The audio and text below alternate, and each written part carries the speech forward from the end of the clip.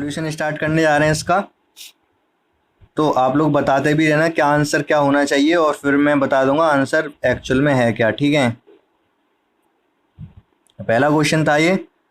तो इसका आंसर आप लोगों ने किसी ने ही डी किया होगा, मुझे लग रहा है किसी ने डी नहीं किया था।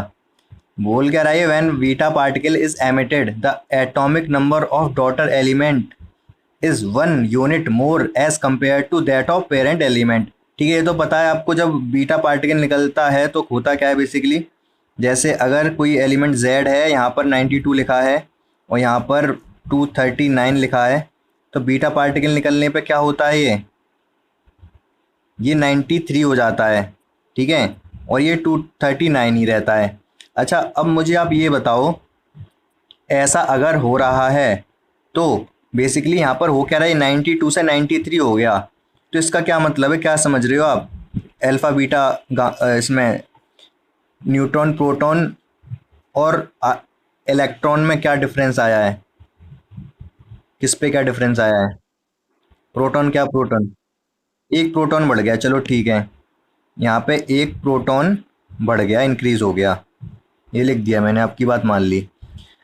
लेकिन जो ये क्या बोलते हैं इसको, एटॉमिक मास अगर सेम रह रहा है तो इसका क्या मतलब है, इसका क्या मतलब है, प्रोटॉन और न्यूट्रॉन का सम तो अभी भी इक्वल है, जितना पहले था उतना ही अभी भी है। तो अगर एक प्रोटॉन बढ़ा है और एटॉमिक मास में कोई फर्क नहीं हुआ, तो इसका मतलब है कि न्यूट्रॉन एक कम हो गया। ऑब्वियस सी बात है, समझ आ गई होगी बात आपको। ठीक है, यहां तक तो कोई कंफ्यूजन नहीं है। अब देखो और क्या लिखा है इसमें, ऑप्शन चेक करते हैं अब। Addition of proton to the nucleus, ये बिल्कुल बात ठीक है। एडिशन हो गया क्या, किसमें, न्यूक्लियस में, किसका, प्रोटॉन का, ये प्रोटॉन आ गया एक। और क्या हुआ, removal of an electron from nucleus, इसकी बात अभी बाद में करेंगे। पहले थर्ड ऑप्शन देखो, आपको दिख पा रहा होगा, वैसे तो ये थोड़ा हाइड हो गया। Decay of neutron present in nucleus, तो न्यूक्लियस एक कम न्यूट्रॉन कम हो गया, तो वही मैं बता रहा हूँ कि एक न्यूट्रॉन कम हो जाता है, एक प्रोटॉन बढ़ जाता है। तो ये सी ऑप्शन भी बिल्कुल ठीक है। अब रह गई बात बी ऑप्शन की, तो बी ऑप्शन भी ठीक है। अगर दो ठीक है तो तीसरा भी ठीक होगा, क्योंकि लिखा है नीचे any one of the above. होता क्या है बेसिकली, ये समझो आप, जैसे न्यूक्लियस है, ठीक है, अभी क्या है, ये भी एटम है, ये भी एटम है। इसका मतलब जितने प्रोटॉन यहाँ पर थे उतने ही प्रोटॉन यहाँ पर भी होंगे, सॉरी, जितने इलेक्ट्रॉन यहाँ पर थे उतने इलेक्ट्रॉन यहाँ पर भी होंगे। एक सेकेंड, क्या कहना चाह रहा हूँ मैं, देखो सही से समझाता हूँ।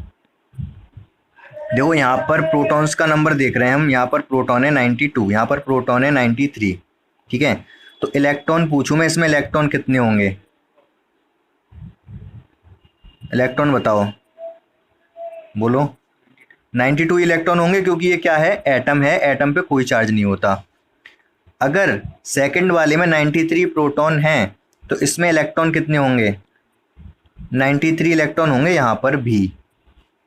ठीक है, अब हुआ क्या, एक इलेक्ट्रॉन भी बढ़ा, 92 से 93 हुआ क्या, प्रोटॉन, तो इलेक्ट्रॉन भी 92 से 93 हो गया। ऑब्वियस सी बात है, क्योंकि ये एटम है तो एटम पे कोई चार्ज नहीं होता, प्रोटॉन बढ़ रहा है तो इलेक्ट्रॉन भी बढ़ेगा।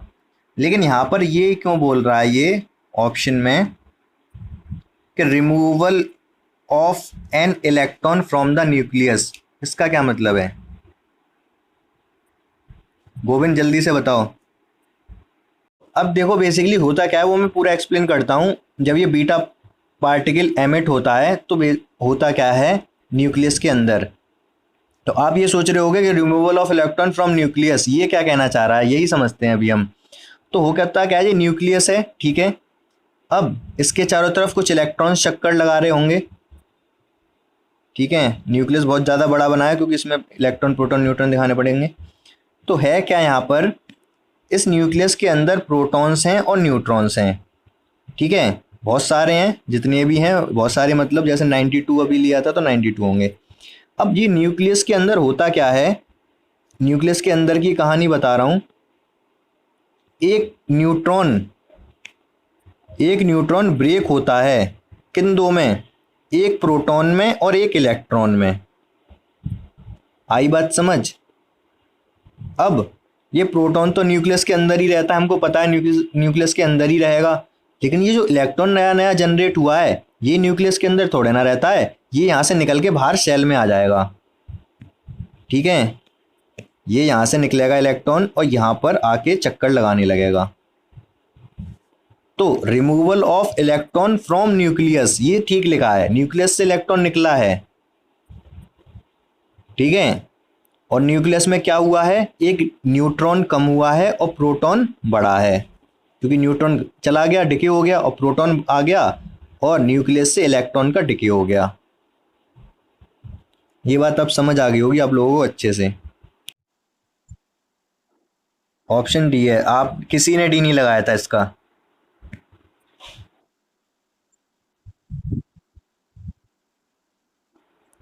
अच्छा, तो इसमें मैं ऑलरेडी आपको 1.5 मिनट दे चुका था, क्वेश्चन ये सोचने वाला था तो मैंने आपको दिया था, 1 मिनट से ऊपर दिया था। अब आगे देखो, बोल रहा था number of electron that can be accommodated in third shell. Third shell में कितने इलेक्ट्रॉन आ सकते हैं ये बताना है आपको। तो फॉर्मूला क्या होता है? 2n², नंबर ऑफ इलेक्ट्रॉन पता करने के लिए किसी भी सेल में। तो थर्ड सेल है तो n की वैल्यू हो जाएगी 3, तो कितना आएगा? 2, 3 का स्क्वायर कितना आएगा? 18। तो थर्ड सेल में 18 आते हैं, आपको पता होना चाहिए 2, 8, 18, 32 इतने इलेक्ट्रॉन आ सकते हैं पहले में, दूसरे में, तीसरे में, चौथे में। ठीक है, तो आसान क्वेश्चन था ये।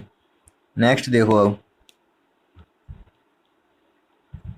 विच of the following statement is not correct for Bohr's model of an atom. तो क्या है? Nucleus of an electron is situated at its centre. ठीक है, बोहर ने यही बताया था। बोहर ने मॉडल कब दिया था? रदरफोर्ड के बाद। रदरफोर्ड के मॉडल में जो प्रॉब्लम्स थी वो इन्होंने ठीक करी थी। कि क्या बताया था इन्होंने बताया था कि जो एटम होता है वो स्टेबल होता है। ठीक है, रदरफोर्ड कह रहे थे कि इलेक्ट्रॉन रोटेट कर रहा है तो एक टाइम पर आकर वो न्यूक्लियस में गिर जाएगा।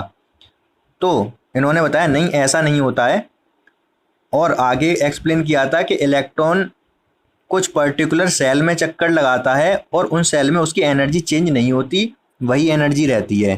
ठीक है, आप एक बार रिवाइज कर लेना। तो अब क्या है? न्यूक्लियस, ये ठीक है, पहला वाला बिल्कुल ठीक है। Electron move in circular orbit, ये भी बिल्कुल ठीक है, ये भी इन्होंने बताया था। और electron jump from one orbit to another, ठीक है, ये भी इन्होंने बताया था कि इलेक्ट्रॉन एक ऑर्बिट से दूसरे में जंप करता है। नेक्स्ट क्या है? An electron neither loses nor gain energy, it jump from one orbit to another. तो जब एक ऑर्बिट से दूसरे में जाता है, it jump from one orbit to another, तब क्या करता है? ये एनर्जी लूज करता है या गेन करता है? तो यहाँ पर कह रहा है neither lose nor gain it jump, जब जंप करता है, तो ये गलत कह रहा है। जंप करेगा तो इलेक्ट्रॉन एनर्जी रिलीज करेगा या फिर गेन करेगा, तो ये वाला गलत है। ठीक है, समझ आ गया होगा आपको। मैं नेक्स्ट क्वेश्चन पे आ रहा हूँ। नेक्स्ट क्वेश्चन क्या है? Which of the following pair are isotopes. तो आइसोटोप्स बताने हैं आपको, इसमें कौन कौन से हैं आइसोटोप्स जिसमें एटॉमिक नंबर सेम हो। तो पहला तो नहीं है, आइस और स्टीम भी कोई मतलब नहीं है, एक ही चीज़ है दोनों। और आपको सीधे सीधे लास्ट में दिख रहा है hydrogen and deuterium. Hydrogen deuterium isotopes होते हैं। क्यों? 1H1 होता है हाइड्रोजन, और ड्यूटीरियम क्या होता है? 1H2। ठीक है, तो ये दोनों आइसोटोप्स हैं, दोनों में 1 1 है ना, तो ये भी आपको पता होना चाहिए था। नेक्स्ट पे आता हूँ मैं। Number of which of the following have similar chemical properties. Similar chemical properties किसकी होती हैं? आइसोटोप्स की होती हैं।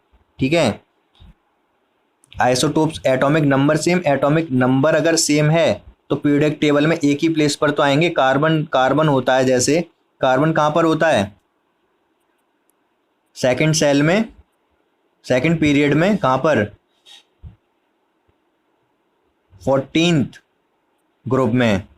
तो अब ऐसा तो है नहीं, इसके अलावा दो दो, कार्बन 12 की बात करूं, कार्बन 13 की बात करूं, अलग अलग प्लेसेस दिए गए हैं। ठीक है, तो एक ही प्लेस है, कार्बन 14 के लिए भी वही प्लेस है, तो सभी के लिए एक ही प्लेस है। इसका मतलब सभी की केमिकल प्रॉपर्टीज सेम है, आइसोटोप्स की केमिकल प्रॉपर्टीज सेम होती है, ध्यान रखना है आपको। ठीक है, आइसोबार्स की सेम नहीं हो सकती। आइसोबार की कैसे सेम नहीं हो सकती? आप खुद समझो अगर मैं बोल रहा हूँ आर्गन और कैल्शियम, क्या दोनों एक ही चीज़ है ये? नहीं, लेकिन ये आइसोबार्स हैं। कैल्शियम तो कहाँ सॉलिड है और ये कहाँ तुम्हारा गैस है। तो ये आपको समझ आ गया होगा। एलोट्रोप्स की बात करें, एलोट्रोप्स की भी प्रॉपर्टी सेम नहीं होती। ग्रेफाइट और डायमंड, ग्रेफाइट डायमंड एक जैसे होते हैं क्या? नहीं, लेकिन कार्बन के एलोट्रोप्स हैं ये। तो ये बात आपको समझ आ गई। नेक्स्ट क्वेश्चन पे आते हैं। अब ये क्वेश्चन तो बहुत आसान था, पता नहीं इसको भी गलत कर दिया आप लोगों ने। क्या कर रखा है, इसको मैंने एक्सप्लेन कर दिया था। ये क्या लिखा है, ए लिखा है, देन जेड लिखा है, देन ए लिखा है। तो हुआ क्या है यहाँ पर, नेक्स्ट देखो आप, जेड में 2 कम हुआ है, ए में 4 कम हुआ है। तो आपको समझ जाना चाहिए पहला वाला अल्फा पार्टिकल एमिट हुआ है यहाँ पर। दूसरे में क्या हुआ है, जेड एक बढ़ गया, ए सेम रहा, इसका मतलब बीटा पार्टिकल एमिट हुआ है यहाँ पर। देन क्या हुआ, जेड अगेन एक बढ़ा और ए सेम रहा, इसका मतलब अगेन बीटा पार्टिकल एमिट हुआ है। ऑप्शन नंबर ए सही हो जाएगा। नेक्स्ट क्वेश्चन देखते हैं। हाँ बोलो। अब क्या बोल रहा है, maximum number of electron in a subshell can be. तो किसी सबसेल में कितने इलेक्ट्रॉन्स हो सकते हैं ये बताना है आपको। तो कैसे बताओगे आप? तो आप अगर नहीं इतना अच्छे से ये क्वेश्चन नहीं कर पा रहे थे, लेकिन अभी मैंने लास्ट लेक्चर यही सब बताया, तो आप कर सकते थे। आप कुछ भी, ये एल की टर्म में दे रखा है ना ये, तो आप कुछ भी, जैसे एक कोई सबसेल ले लो, एस सबसेल ले ली सपोज आपने, तो इसमें 2 इलेक्ट्रॉन रह सकते हैं। अब एस के लिए एल की वैल्यू कितनी होती है, बोलो? 0। अच्छा, पी का भी देख लेते हैं, पी सबसेल। पी सबसेल में क्या होता है, कितने इलेक्ट्रॉन जा सकते हैं? 2 इसमें, 2 इसमें और 2 इसमें। तो यहाँ पर 6 इलेक्ट्रॉन्स जा सकते हैं। और पी के लिए एल की वैल्यू कितनी होती है? 1। ठीक है, अब आप इसमें ऑप्शन में पुट करके देख लो अगर नहीं समझ आ रहा। वैसे तो मैंने फॉर्मूला बताया था ये आपको, लेकिन अभी आप छोड़ो, यहाँ पर आप पुट करके देखो। तो होगा क्या, जैसे एस के लिए क्या है, एल कितना है, 0, और इलेक्ट्रॉन है 2। एल को मैं 0 पुट करूँ इन सभी में से, किस में 2 आ रहा है, 2 इलेक्ट्रॉन्स फर्स्ट में ही आएगा एल को 2 0 रखने से। एस के लिए एल 0 होता है, तो एल को 0 पुट करो इसमें, तो कितना आएगा 2। इसमें पुट करो तो -2। इसमें तो एन है ही नहीं, तो कोई मतलब ही नहीं, इसी को ऑप्शन कर रखा था आप लोगों ने। और इसमें अगर पुट करते हो तो कितना आएगा, 1। बट एस में तो 2 इलेक्ट्रॉन होते हैं ना। आ रही बात समझ, क्या बोल रहा हूं मैं? नहीं समझ आ रहा तो इससे पी वाले से देखो। हाँ, तो पी सबसेल में क्या होता है, पी सबसेल में होते हैं 6 इलेक्ट्रॉन और 3 ऑर्बिटल्स होते हैं। तो पी के लिए एल की वैल्यू होती है 1। एल की वैल्यू कितनी, 1। 1 पुट करके देखो इसमें, इसमें 1 पुट करोगे एल तो कितना आएगा, ये आएगा 6। इसमें 1 पुट करोगे तो ये आएगा 2। इसमें तो है ही नहीं एल, इसमें पुट करोगे तो कितना आएगा, ये 3। तो एल पी में होते हैं 6 इलेक्ट्रॉन, तो ये पहला वाला ऑप्शन ठीक है। ठीक है, एक फॉर्मूला बताया था मैंने आपको ऑर्बिटल्स के लिए, ये 2l+1, ये लास्ट वाला फॉर्मूला बताया था, क्या नंबर ऑफ ऑर्बिटल के लिए फॉर्मूला होता है ये। आ रही है बस समझ? जैसे अगर मैं पूछता हूं आपसे कि डी ऑर्बिटल में कितने, सॉरी, डी सबसेल में कितने ऑर्बिटल्स होते हैं, तो आप कैसे पता करोगे? सपोज आप भूल गए, तो इसके लिए एल कितना होता है, 3, 2। SPDF 0 1 2 2 होता है, 2 2 2। एफ के लिए 3 होता है, तो डी इसके लिए 2 होता है। तो फॉर्मूला आप इसमें पुट कर दो, तो 2l+1 में तो D2 पुट करोगे तो कितना आएगा, 2 × 2 + 1 5। तो इसमें 5 ऑर्बिटल्स होते हैं। अगर 5 ऑर्बिटल है, इसका मतलब 10 इलेक्ट्रॉन्स होंगे, क्योंकि एक ऑर्बिटल में 2 इलेक्ट्रॉन मैक्सिमम जा सकते हैं। ठीक है, तो ये फॉर्मूला आपको ध्यान भी रखना है, नंबर ऑफ ऑर्बिटल के लिए है ये, किसी भी सब सेल में। ठीक है, बात क्लियर है ये? और मैंने बताया भी था, बना बना के सारे दिखाए थे, ये पी ऑर्बिटल कैसा हो, पी सबसेल कैसी होती है, पी सबसेल है। डी सबसेल कैसी होती है, उसमें 5 ब्लॉक होते हैं, 1 2 3 4, तो ये 5 हो गए। ठीक है, और एफ में कितने, 7 ब्लॉक होते हैं, 7 ऑर्बिटल्स होते हैं, 1 2 3 4 5 6। तो ये 7 है यहाँ पर, ये किस में, एफ में, ये डी के लिए हो गया और ये पी के लिए। एस में तो केवल एक ही होता है ऑर्बिटल।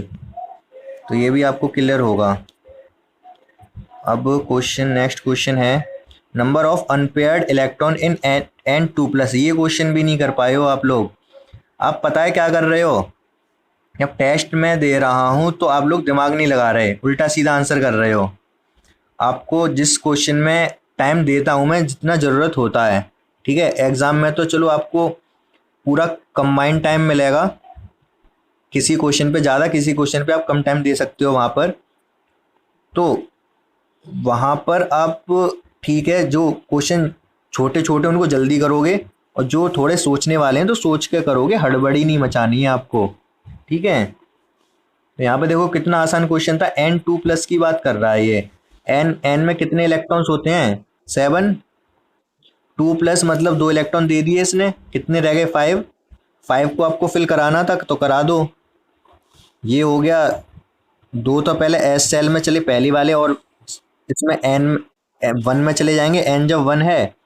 और जब दूसरी किस में आएंगे, दूसरी सेल में आएंगे, तो पहले एस में 2 फिल हो जाएंगे, फिर किस में जाते हैं, एस में 2 फिल होने के बाद फिर पी में जाते हैं, तब एक ही रह गया। तो ये इस तरीके से आ गया। यहाँ पे अनपेयर्ड कितने रह गया, एक है अनपेयर्ड, बाकी ये तो पेयर्ड हैं ये दोनों, ये वाले दोनों। समझ आया, दोबारा एक्सप्लेन करूं, क्यों 3 लगा देते। अरे अभी समझ आया कि नहीं, क्लियर है कि नहीं सभी को। अब ये बोल रहा है M G two plus is isoelectronic. Isoelectronic मतलब सेम इलेक्ट्रॉन होंगे। तो एम जी ने 2 इलेक्ट्रॉन दे दिए तो 10 रह गए इसके पास, ठीक है। कैल्शियम, कैल्शियम के पास तो 20 होते हैं, ये 2 दे देगा तो कितना होगा इसके पास। हाँ, तो सोडियम एन प्लस है, तो अगर ये एक इलेक्ट्रॉन दे भी देगा तो कितने हो जाएंगे इसके पास, 10 हो जाएंगे, ठीक है। अब नेक्स्ट देखते हैं, maximum number of electron in subshell with L equal to 3 and N equal to 4। ये थोड़ा आपको सोचना था, इसमें सोच के करना था। L3 बोल रहा है, L3 किसके लिए होता है, F के लिए, ठीक है। L कितना होता है, 3। तो ये F सबसेल की बात कर रहा है। और N equal to 4, N equal to 4 मतलब फोर्थ सेल में, ठीक है। तो फोर्थ सेल अगर आप बनाओगे तो उसमें मैक्सिमम नंबर कितने आ जाएंगे, L इक्वल टू 3 मतलब F में 14।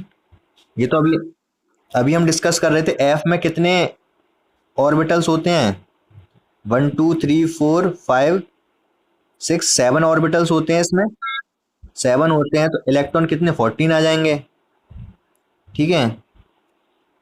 अच्छा, अगर ये दे देता मैं L इक्वल टू 3 और N इक्वल टू 3, कितने इलेक्ट्रॉन्स होंगे इसमें मैक्सिमम,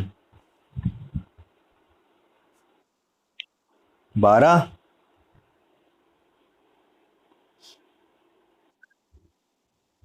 कुछ 12 12 नहीं होंगे, पता नहीं 12 कहाँ से बोल रहे हो, जीरो हो जाएगा 12। अभी पूछो, 12 तो कोई मतलब ही नहीं है, अभी बताना आप लोग कैसे बता रहे हो। देखो N3 का मतलब इसमें सबसेल होंगी S P और D, F सबसेल होगी नहीं इसमें।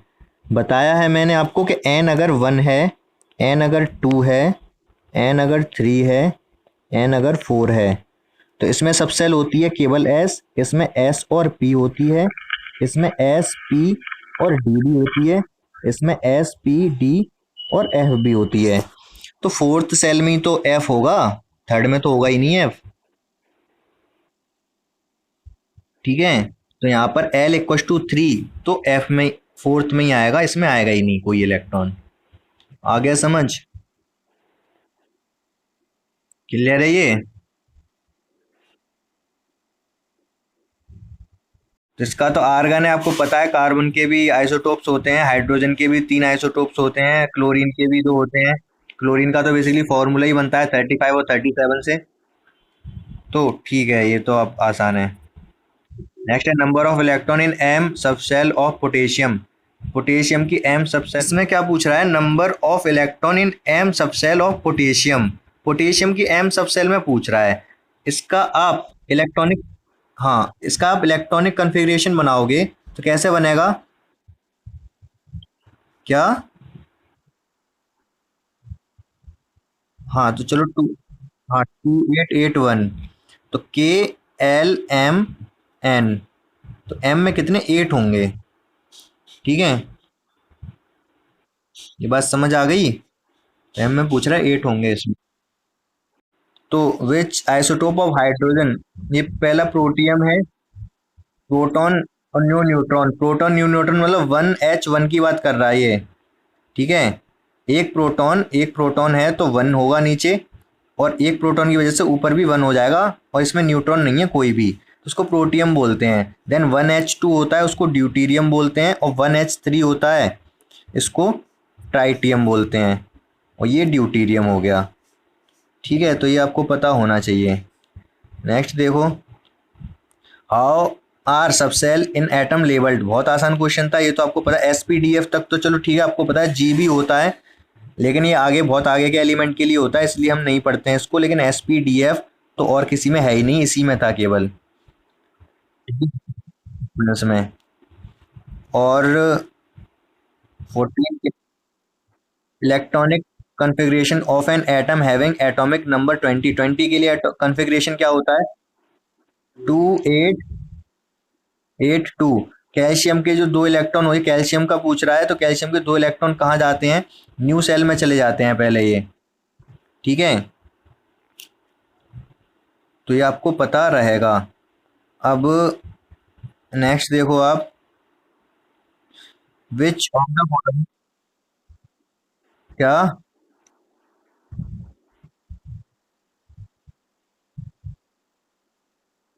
हाँ तो बच्चे, तुम बच्चे ही तो हो अभी, तो कर कहाँ पाते हो। तो अब ये 28 का पूछ रहा है। 28 में क्या होता है ये समझो आप, जैसे कैल्शियम में होता है ना, कैल्शियम का तो आपको पता है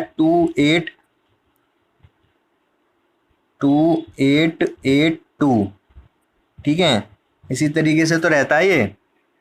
अब होता क्या है, बाकी अब जो थर्ड इलेक्ट्रॉन आएगा 21st के लिए, अगर 21 जिसका भी इलेक्ट्रॉनिक, जिसमें इलेक्ट्रॉन्स होंगे, तो वो ये 20 के लिए है, तो 21st इलेक्ट्रॉन जाएगा यहाँ पर, ये 9 हो जाएगा। फिर अगर 22nd होगा तो यहाँ पर ही बढ़ता रहेगा अब ये, तो 28 में भी यहाँ पर ये कितना हो जाएगा, 8, ये 20 का है, तो यहाँ पर कितना 10 और आ गया ना, 18 हो जाएगा यहाँ पर। 16, अच्छा हाँ चलो ठीक है 16, 8 और 8 16, तो इस तरीके से बनेगा ये। तो अब होगा क्या यहाँ पर, ये दो इलेक्ट्रॉन तो किस में जाएंगे, फोर्थ में, तो फोर्थ में चले गए। 4s2 तो पीछे आएगा ही आएगा, ये पहले दूसरे ऑप्शन तो आप काट ही दो, ठीक है। ये तो आपको कैल्शियम से भी पता है, अगर कैल्शियम तक का भी पता होगा तो ये दोनों कट गए। अब बाकी ये रह गए, इनमें तो आप देखो क्या क्या लिखा है, 1s2 ठीक है, 2s2 ठीक है, 2p6 2p4 कहाँ से आ गया, 2p6 ही तो होता है, 2p6 3s2 3p6 3d10 4s2, ठीक है। थर्ड भी गलत है, 2p4 तो होता ही नहीं है। आगे बात समझ?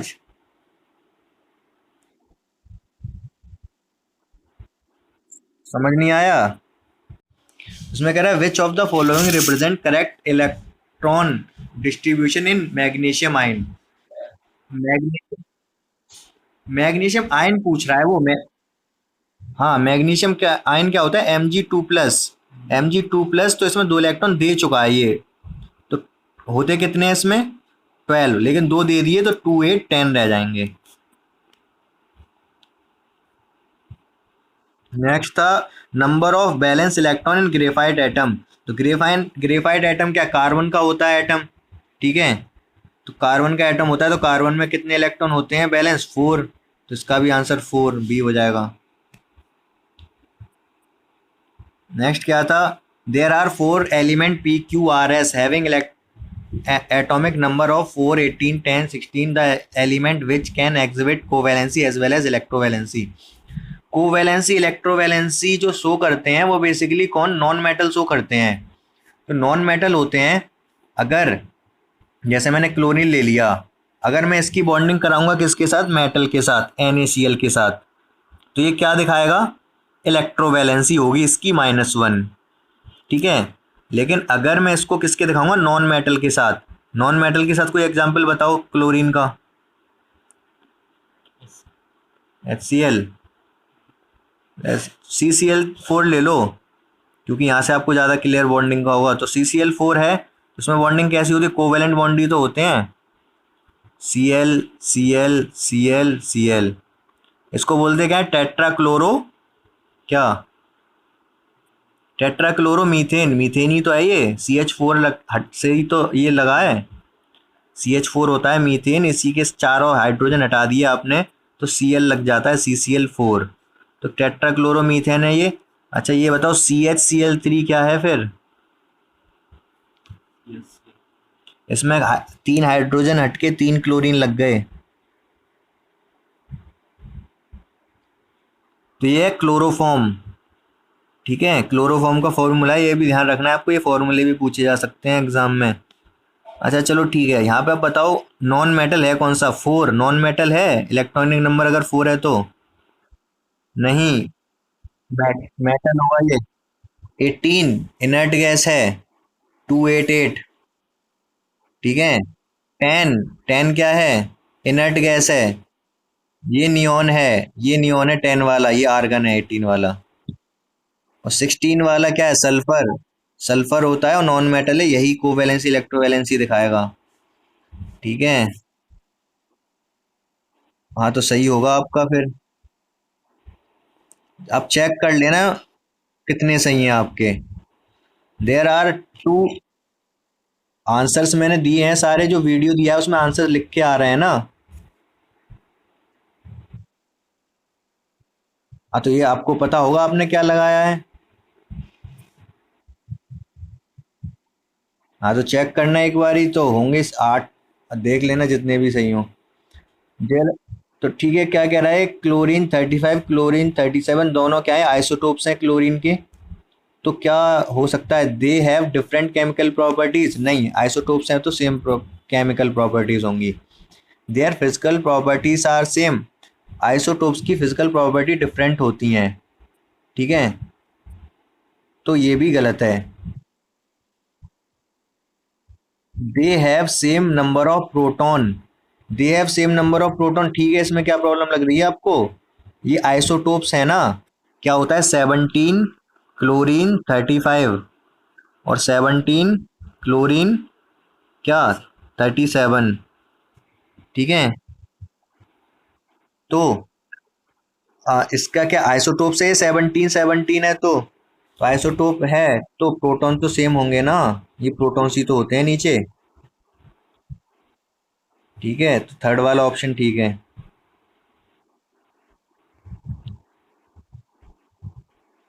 बस टेस्ट खत्म हो गया, और आपको समझ आ गया होगा, और अच्छे से पढ़ाई करो अभी। ठीक है, अब मैथ्स का टेस्ट होगा नेक्स्ट।